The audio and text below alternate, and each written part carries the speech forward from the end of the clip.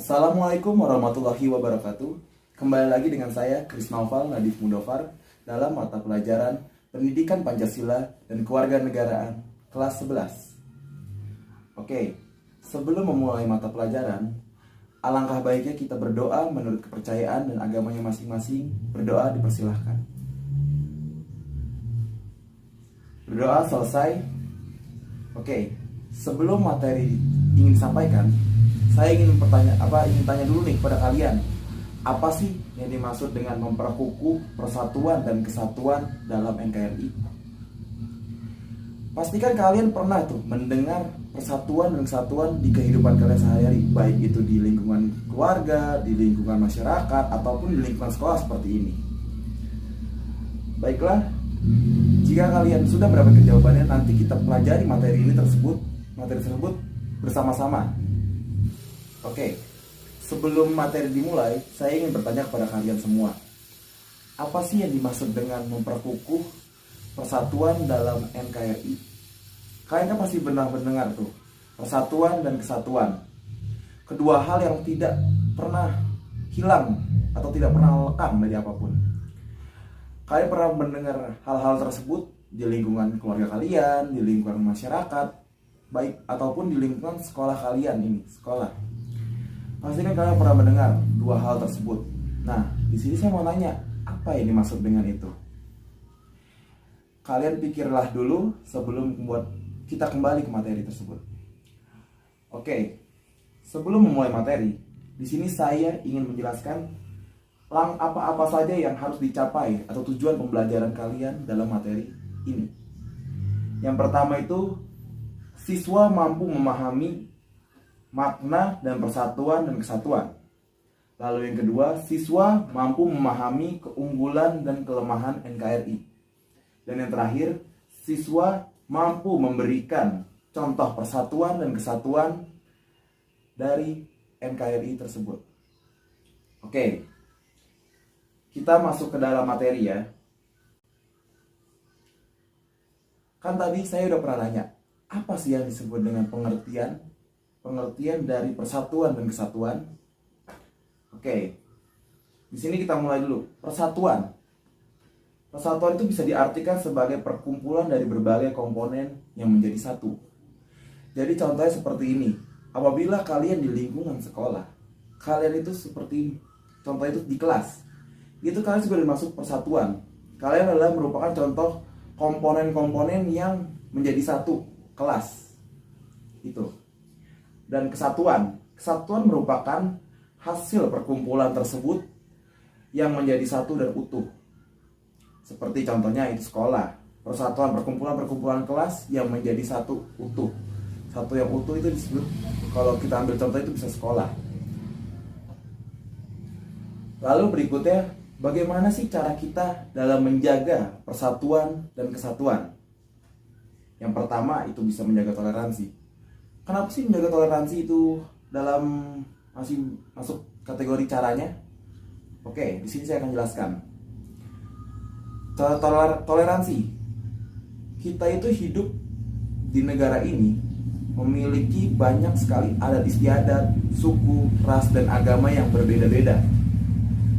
Nah, disitulah toleransi kita tuh diukur, dilatih. Apakah kita mampu menjaga toleransi itu? Apakah kita mampu melestarikan toleransi, memperkuat toleransi kita, walaupun banyak perbedaan di antara kita mampu menjaga toleransi tersebut dengan kuat dan kukuh. Yang kedua, gotong royong. Yang kedua ini masih nyambung dengan yang pertama, ada kaitannya. Di balik toleransi, kita juga harus bergotong royong. Contoh di lingkungan masyarakat, kalian nih sebagai generasi muda pasti akan ada kan yang pernah mengikuti organisasi pemuda di lingkungan masyarakat kalian, seperti contohnya remaja masjid.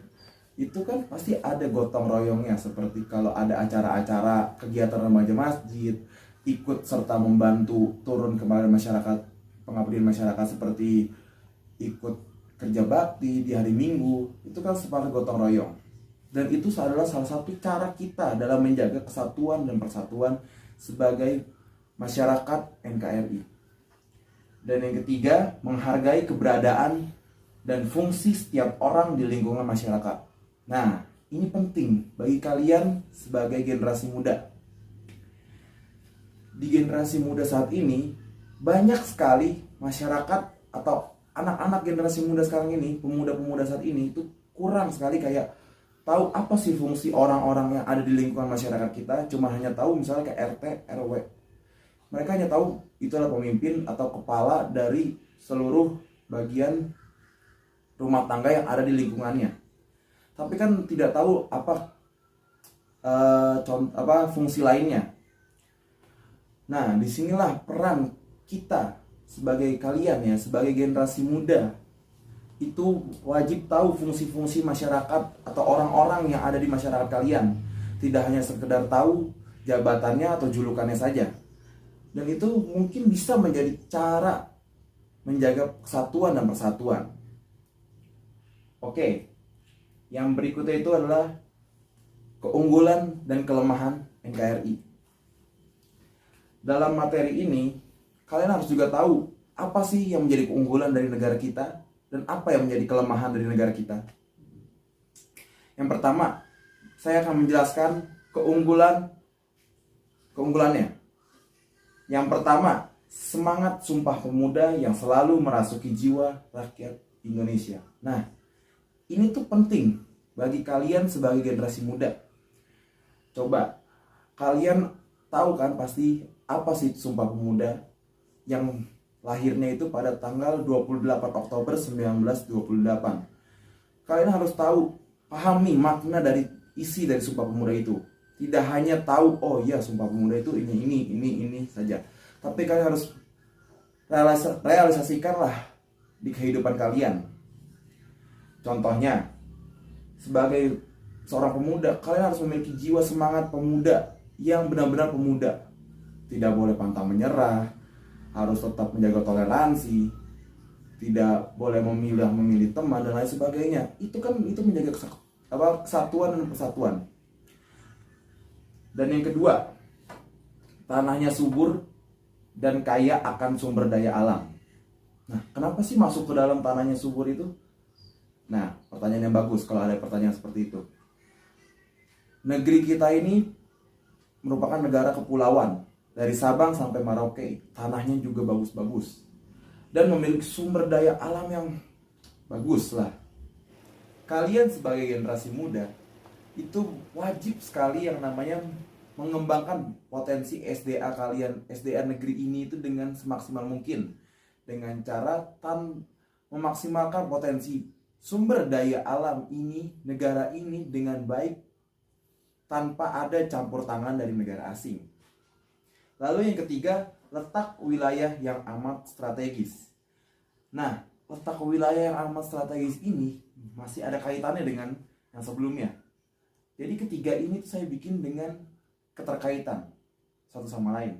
Letak wilayah yang amat strategis itu apa sih? Maksudnya adalah letak wilayah negara kita itu merupakan negara yang masih nyambung tadi. Negara yang memiliki sumber daya alam terbaik dan hebat. Maka dari itulah kalian sebagai generasi muda wajib sekali hukumnya dalam menjaga potensi SDA kita dengan cara memaksimalkannya dengan baik tanpa ada campur tangan dari bangsa asing. Lalu yang berikutnya ada kelemahan dari NKRI itu sendiri. Oke, yang pertama itu potensi SDA yang kurang dimanfaatkan. Nah, di sini itu ada kaitannya juga dengan yang tadi sebelumnya. Karena semakin kesini Indonesia itu kurang dalam memaksimalkan potensi SDA-nya. Jadi itulah yang menjadi titik poin bagi kita, turning point-nya untuk kita memaksimalkan SDA negeri ini dengan baik dan benar. Jangan sampai SDA negeri ini itu dimaksimalkan oleh negara asing. Apakah kalian mau? Nanti kalian bekerja di bawah naungan perusahaan-perusahaan dari negara lain. Seharusnya kitalah sebagai tuan rumah yang mengelolanya. Ibaratnya begini, kalian mempunyai rumah, kalian lah yang menata rumah itu. Tapi ada tamu dari rumah ke rumah kalian yang menguasai rumah tersebut, yang menata rumah tersebut, dan kalianlah yang menjadi kaki tangan dari tamu tersebut. Apakah kalian mau? Nah, disitulah kalian wajib memaksimalkan potensi SDA negeri ini. Lalu berikutnya, bidang iptek yang masih tertinggal. Nah, ini juga menjadi titik poin kelemahan dari negara kita. Teknologi itu setiap hari itu semakin terus berkembang. Setiap detik itu akan selalu berkembang. Negara-negara terus mengembangkan teknologinya dari segala macam, baik itu dari handphone, kecerdasan buatan, komputer, dan lain semacamnya. Dan disinilah peran kita sebagai masyarakat Indonesia, terutama kalian sebagai generasi muda, itu wajib sekali menguasai iptek dengan sebaik mungkin. Jadi kalian pada zaman sekarang itu kan kebanyakan orang hanya bisa, pemuda ya, maksudnya pemuda itu hanya bisa bermain game, gadget, dan hanya tahu gadget itu hanya untuk main game, sosial media, dan lain semacamnya, tanpa memaksimalkan potensi gadgetnya itu sendiri, potensi untuk ipteknya itu sendiri. Nah, seharusnya kalian itu harus lebih memaksimalkan potensi kalian dalam penggunaan iptek itu sendiri. Karena yang seperti tadi saya bilang, teknologi itu akan semakin terus berkembang di setiap harinya. Maka dari itulah kalian wajib sekali mengembangkan iptek itu dengan sebaik mungkin. Oke. Dan yang terakhir, kelemahannya adalah pertahanan dan keamanan yang belum sepenuhnya terwujud. Nah, maksudnya apa sih, Pak? Nah, maksudnya sini saya akan jelaskan. Di negara kita ini adalah negara kepulauan dari Sabang sampai Merauke, dan ada sekali kepulauan kecil di negara kita. Kalian pasti pernah mendengar kan, ada laut yang sering kemasukan oleh nelayan-nelayan dari negara asing seperti Filipina dan lain semacamnya, negara-negara yang dekat kita. Dan disitulah kekurangan kita atau kelemahan kita, yaitu pertahanan dan keamanan yang kurang sekali. Dari segi pertahanan dan keamanannya kurang. Nah, disitulah kiat meningkatkan kesatuan dan persatuannya ada, seperti lebih meningkatkan lagi keamanan dan tingkat kewaspadaannya, menjaga juga kepulauan-kepulauan yang kecil. Oh, kan kepulauan kecil loh, Pak. Ngapain sih kita urus? Tapi itu kan masih masuk teritorial negara kita. Walaupun sekecil apapun pulaunya, yang namanya masih masuk ke dalam teritorial Indonesia, kita wajib sekali namanya melindungi kepulauan tersebut atau pulau tersebut. Coba bayangkan, kalian punya rumah, walaupun ada tempat sampah itu kan masuk ke dalam teritorial rumah kalian. Itu ya tempatnya kecil. Nah, tempat sampah itu diganggu atau dihancurkan oleh tetangga kalian atau orang-orang yang lain. Apakah kalian akan marah? Apakah kalian akan diam saja? Pasti akan sedikit terbawa emosi kan, pasti akan sedikit meningkatkan kewaspadaan kalian dalam menjaga apa yang menjadi teritorial kalian. Dan itulah penting bagi kalian, terutama kita semua sebagai masyarakat Indonesia, dalam menjaga kesatuan dan persatuan di bidang pertahanan dan keamanan Indonesia. Oke, dari pemahaman-pemahaman tersebut, apakah ada yang kurang? Nah, jika ada yang kurang, silakan ditanyakan. Kalian juga bisa menambahkan wawasan kalian dan pemahaman kalian melalui LKS, buku paket, bahkan internet yang kalian punya. Sekali lagi, kembangkanlah materi ini. Jangan sampai kalian itu tertinggal dalam materi ini. Baiklah, di sini saya akan memberikan tugas kepada kalian. Dan tugas ini termasuk ke dalam tugas individu. Jadi kerjakanlah dengan sebaik mungkin tanpa menyontek dengan teman kalian. Karena di sini yang saya butuhkan adalah proses, bukan hanya sekedar jawaban kalian saja.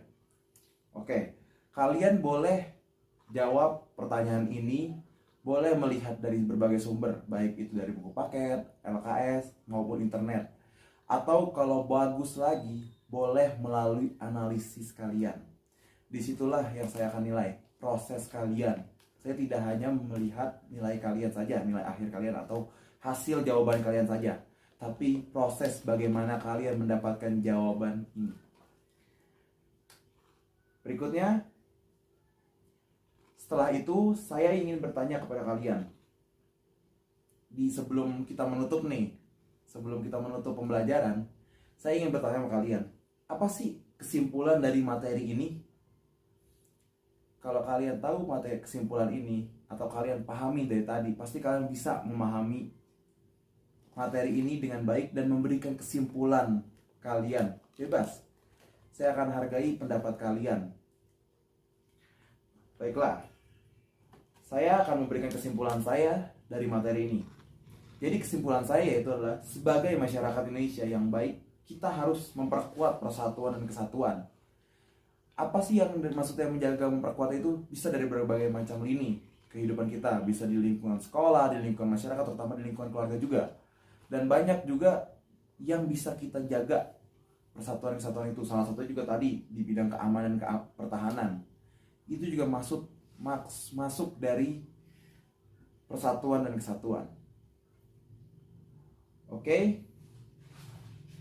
Sebelum saya mengakhiri, apakah ada pertanyaan? Baiklah. Sebelum saya akhiri, saya akan tutup dengan motivasi untuk kalian semua. Jadi kalian sebagai generasi muda itu harus terus belajar. Belajar itu tidak mengenal kata usia, tidak mengenal apapun, tidak mengenal batas apapun. Belajarlah terus dan teruslah memperkuat persatuan bangsa ini. Karena kalian sendirilah sebagai generasi muda yang mampu menjaganya, mampu memperkuat dan mampu meneruskan semangat juang dari para pendahulu kalian. Baiklah, akhir kata, kurang lebihnya mohon maaf. Wassalamualaikum warahmatullahi wabarakatuh.